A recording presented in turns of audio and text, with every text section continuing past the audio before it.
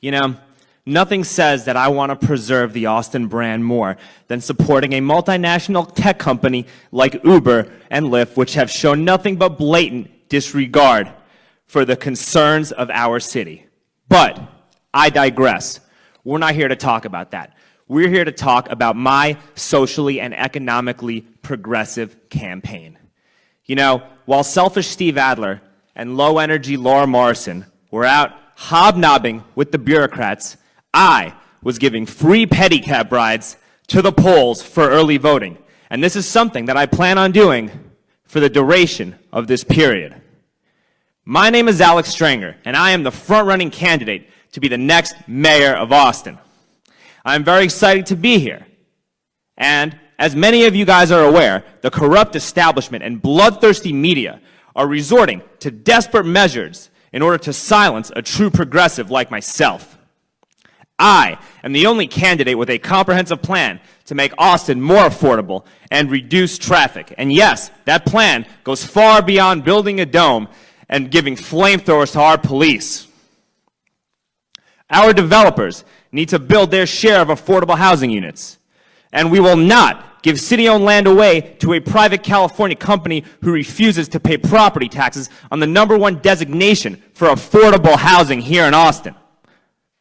We are going to place a cap on the number of Uber drivers, and we are going to create specific staging areas for them to pick up downtown on the weekend so that we can reduce traffic and make it so that emergency vehicles can get to their required destination, which they cannot do because of the influx of rideshare drivers.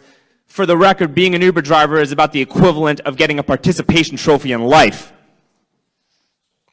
Anyway, we're going to place our scooters at the bus stops. And our electric cabs are going to be placed throughout the entire city to help serve as liaisons to get people to their required destination, further decreasing traffic. My progressive stance on the socioeconomic concerns here in our city is the reason why I am ahead in the polls.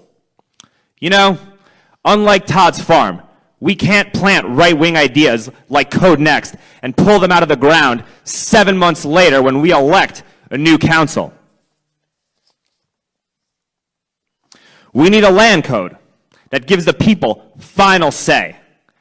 You know, over half of our planning commission is tied to the real estate and development industry, and allowing these individuals to write our next land code without our say makes about as much sense as allowing Bill Cosby, Brock Turner, and Judge Kavanaugh to run a battered women's shelter.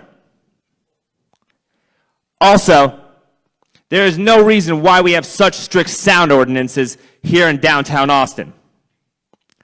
We live in the live music capital of the world, and our musicians should be allowed to play well into the night. And if anybody has a problem with that, I have a solution. Don't move into a bar district in the middle of downtown Austin in the live music capital of the world and complain about the live music being too loud. You know, I'm going to finish with this. I have not taken a penny from the corporate special interests.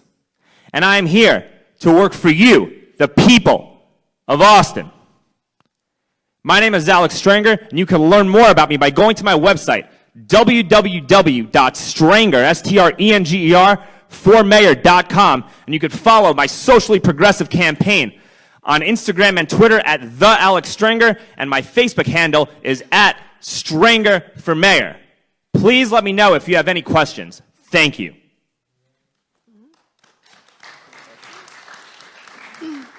Thank you, Alex. Any questions? We have a minute left.